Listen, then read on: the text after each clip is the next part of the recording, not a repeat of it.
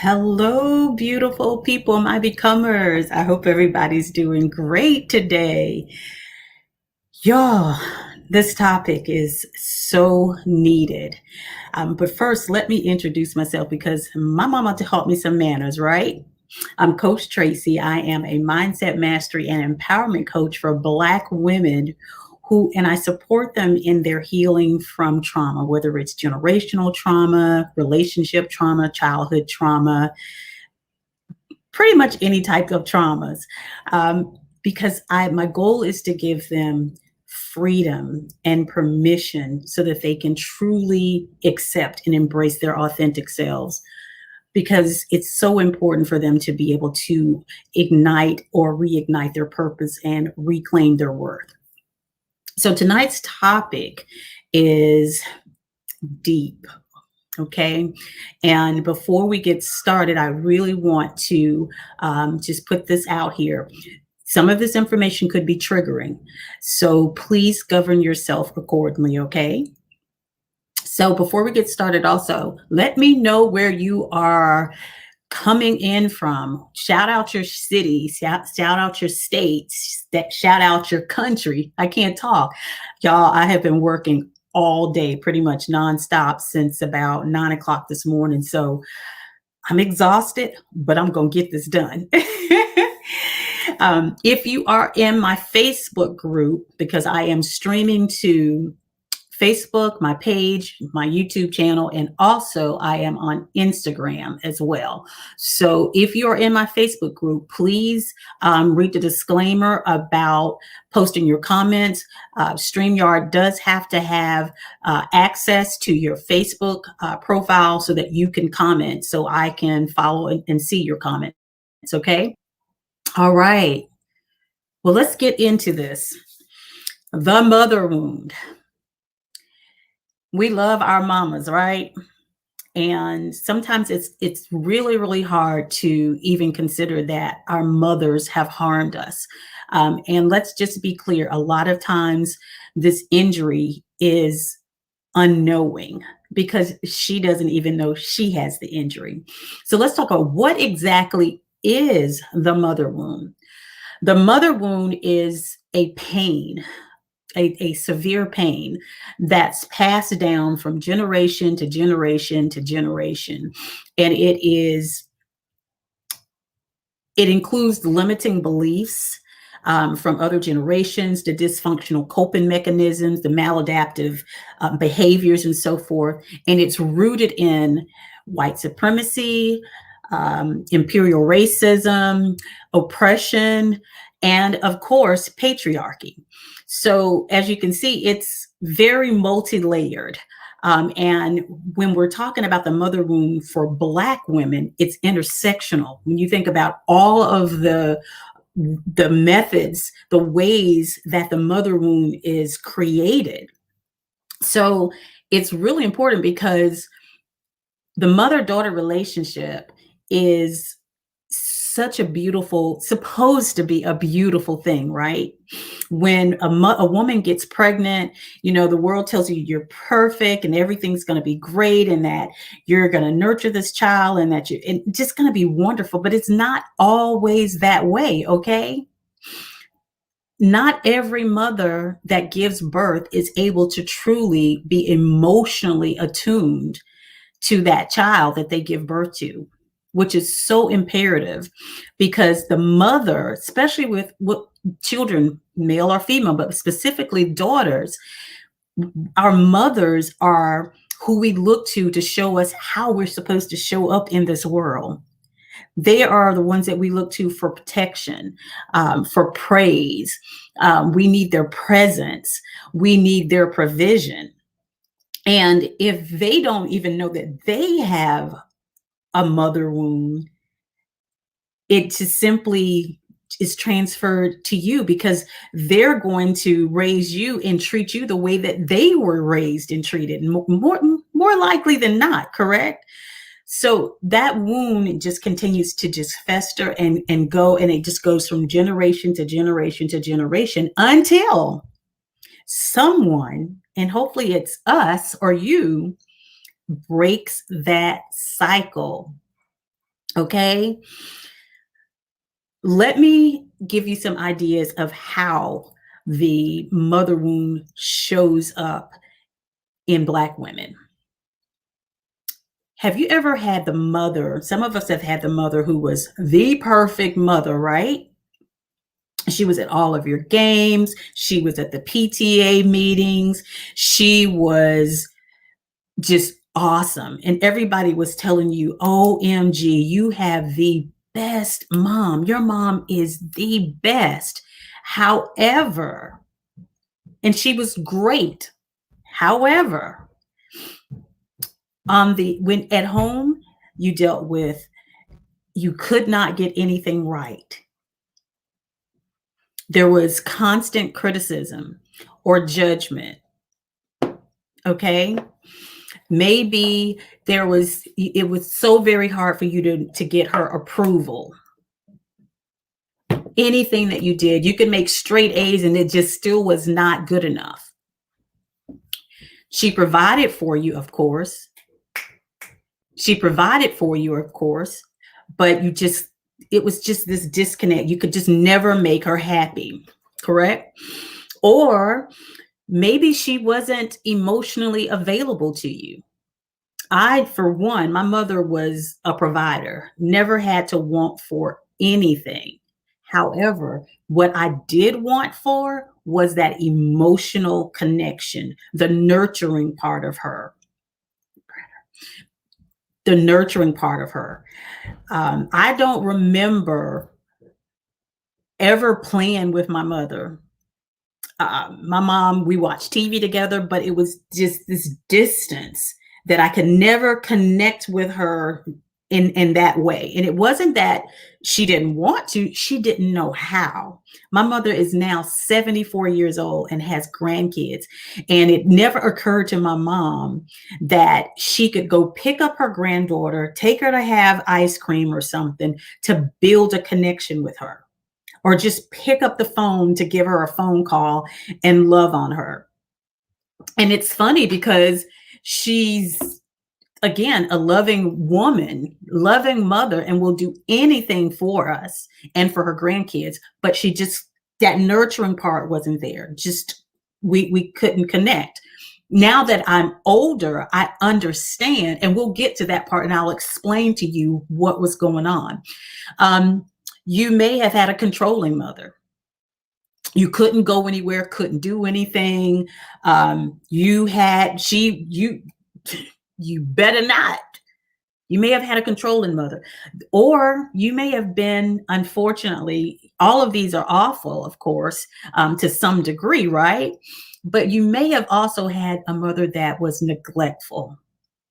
She wasn't there for you to provide for you. Maybe you may have had a mother that abandoned you in some capacity. So many ways that their actions could show up. And we didn't even really think about it because as kids, we're not thinking from that perspective. We just know that is our mother and we want her attention. We want her affection. We want her love. We want her tenderness. We want her kisses and hugs and so forth and so on. So we don't think about it. Now, look, this is how it shows up as an adult, however. People pleaser. And not even as an adult, let's go back just a little bit. If you were a child and you were seeking attention, you did everything right so that your mother would say, "Oh my goodness, you are such a good girl." Some of us have the good girl complex. We want to do everything right because that's how we got that attention, being a good girl. Did everything the right way. I didn't have sex before marriage. I didn't get pregnant. I didn't date the wrong guy or the wrong girl, whatever that may be, correct? So that's one way it shows up, and it boils over or flows over into our life as an adult. We are still the good girl seeking attention. So that's one of the ways. Another way would be you have a lack of trust You don't trust very easily. Um, you have very unstable relationships because of your relationship with your mother. You don't let people get too close. And I could say that was probably me. I had a few good friends, but I keep people, and I still do keep people at bay, particularly women, because I'm trying to figure out, what exactly do you want from me? Do you really like me? So that's a way that it could show up. Another way is lack of boundaries, or your boundaries are too rigid. And when I say lack of boundaries, that could be sexual, that could be from physical space. There could be a number of ways that your boundaries are too lax because you didn't learn that. And because of that mother wound, or your boundaries could be so rigid that you don't let anything or anybody get close to you, period. Let me give you another way. This is the big one, and I see this often with my clients and just with Black women in general. We overdo everything. We overcompensate, we over tolerate, we overdo, we overgive. How many of you can relate to that? That is a definite symptom, or how the mother wound shows up in Black women. Poor self confidence and self esteem are other ways that it shows up. I could go on and on and on, and actually, my list goes on and on. Being a perfectionist, um, choosing relationships that are unhealthy. That's a big one as well. Now, here's the thing: if we don't start to process the trauma of the mother wound, week one, we're going to repeat the cycle.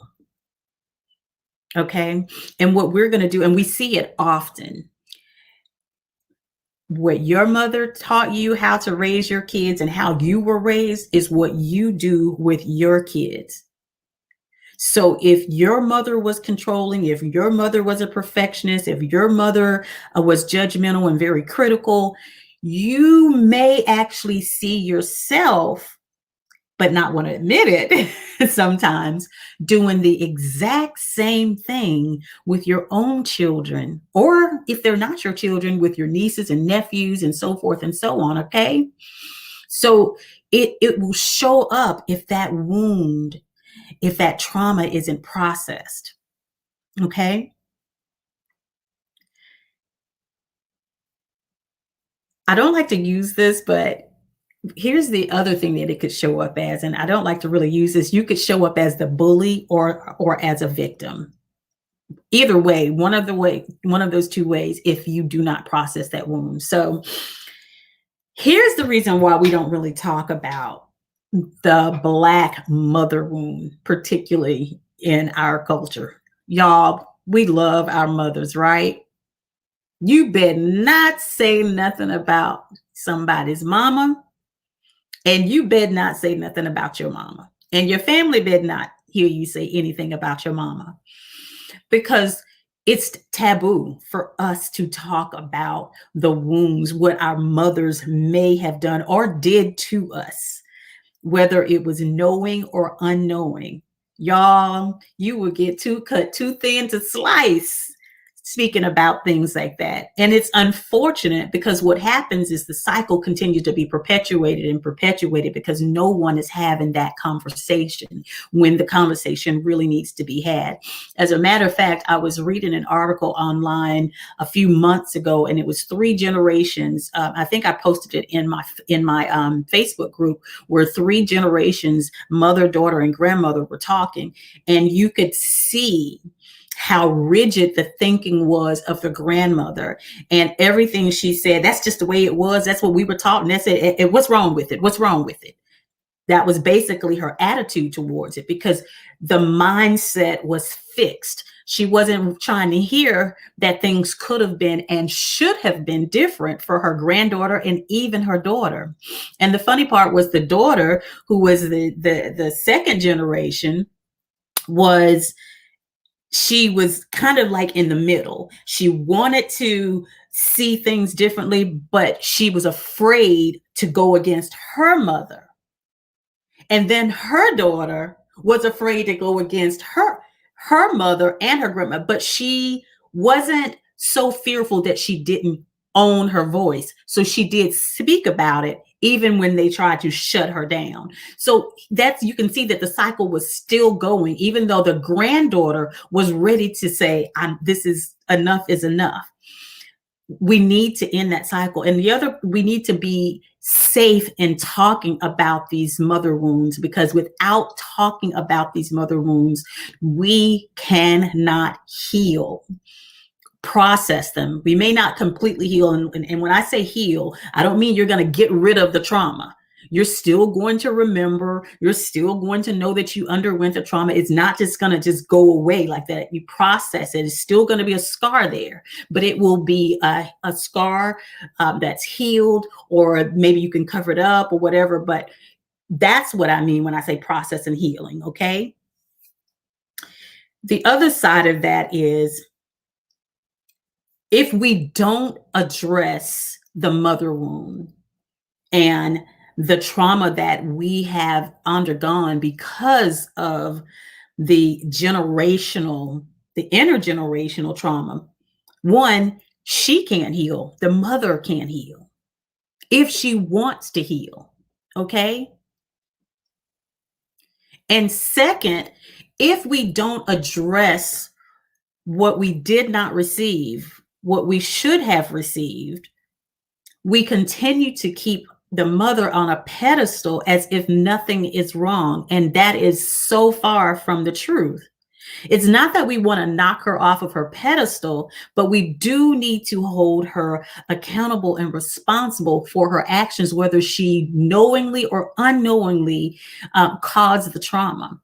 Because I would venture to say that any mother, well, most mothers, I can't say any mother, most mothers would love the opportunity to say, I am so sorry. I had no idea that I was harming my baby.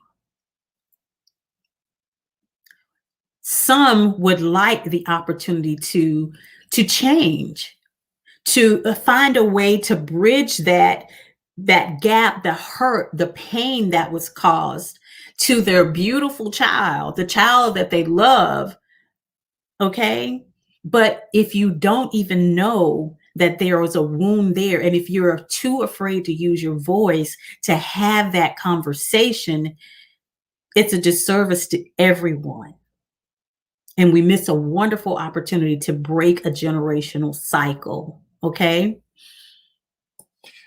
And the great thing about it is, it is something that can be processed. It is something that we can truly grow from. And what happens when we don't process it also is that us as daughters, we, and even the mother, never gets to grow into who they truly are, their authentic self, because you don't know who you are. You've been running around in circles a lot of times trying to get the attention. I'm going to go with trying to get the protection, the provision, the praise, and the presence from someone who can't and does not know how to give that to you. However, if we start to have the dialogue, maybe, just maybe, all parties will be willing to do the work, inner work, and even the outer work, to have a better relationship and break those cycles. Okay? Everybody with me so far? Any questions, any feedback? And thank you guys so much for joining me. Okay? So here are 4 ways that you can start to process the trauma, start the healing process, if you will. The first one is to acknowledge that nothing that your mother did or did not do that caused this trauma was your fault. It wasn't even her fault in most cases. If this is generational trauma, it wasn't even her fault. Okay. So simply acknowledge that and give yourself grace and understanding that you were not at fault. You were a child. Your mother was your protector and still is if she's with you, I'm sure. Well, I'm not sure, but I pray so. Okay. The second thing you can do is, and this is the hardest part because it took me, I'm 54, my mom is 74, and I finally got this about a decade and a half ago. Yeah, about a decade and a half ago. That I had to see my mother as she is versus what I wanted her to be and accept her that way and not put more on her than she was capable of giving me.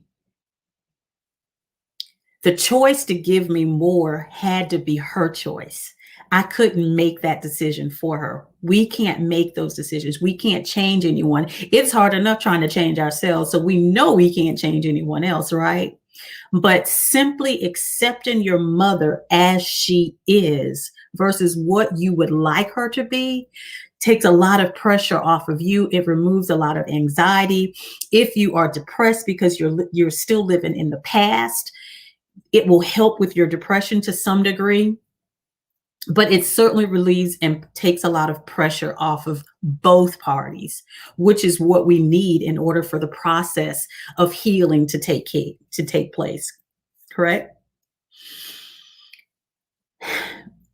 Once you're able to do that, then you can decide whether or not you really want to have a relationship and what type of relationship you want to have with your mother.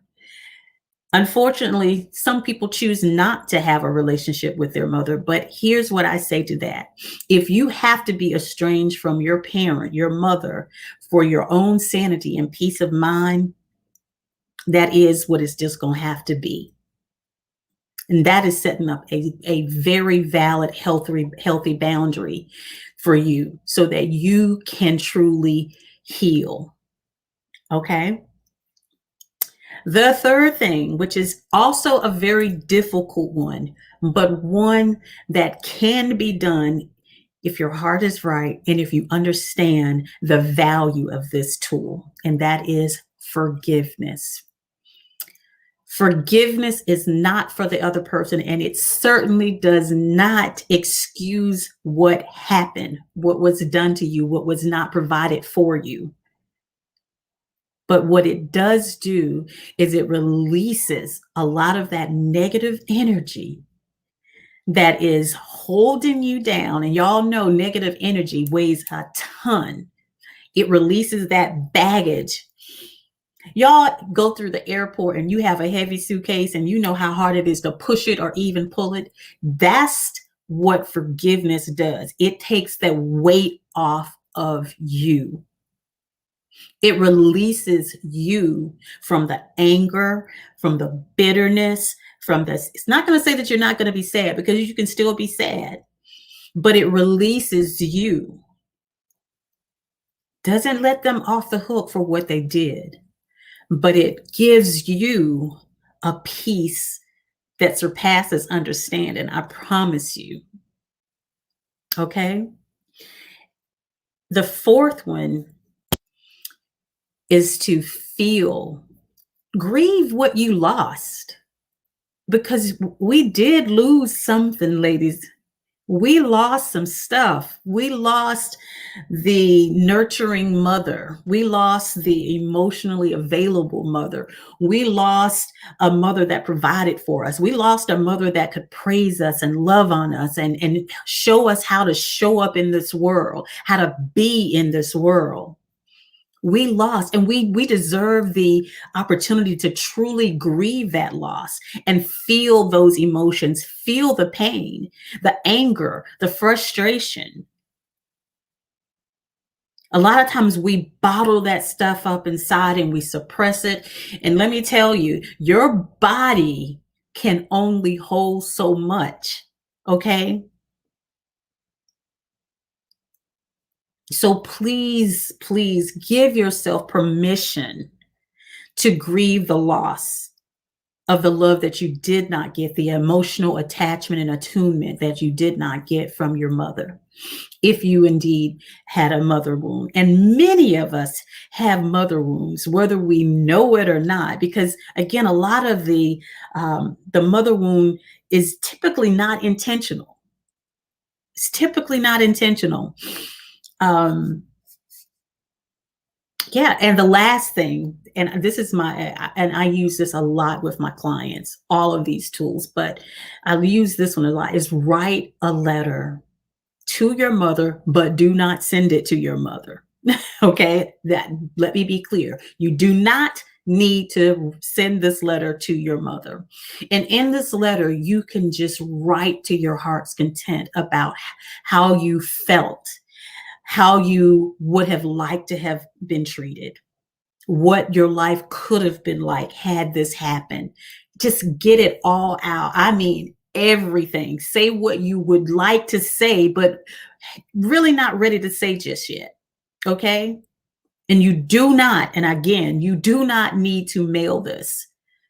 This is therapeutic for you to release some of that power of the trauma over you. Okay.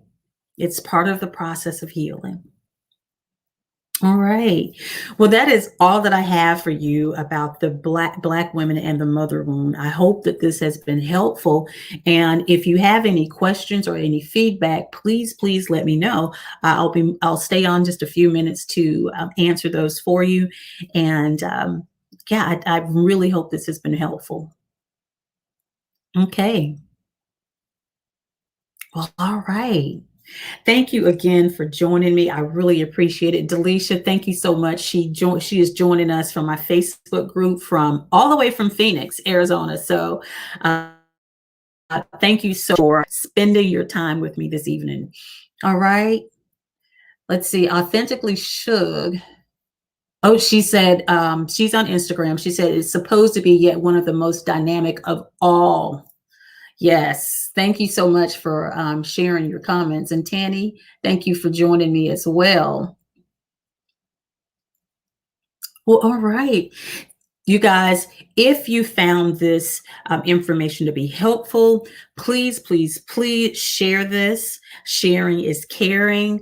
Um, you never know who is going through something and just needs to know that they're not crazy, that they're not making this up, and that it is valid. What they're feeling is valid. Okay. Again, I thank you, and I cannot wait till the next time I get an opportunity to do a live training session with you. Take care, enjoy yourselves, and I will see you the next time.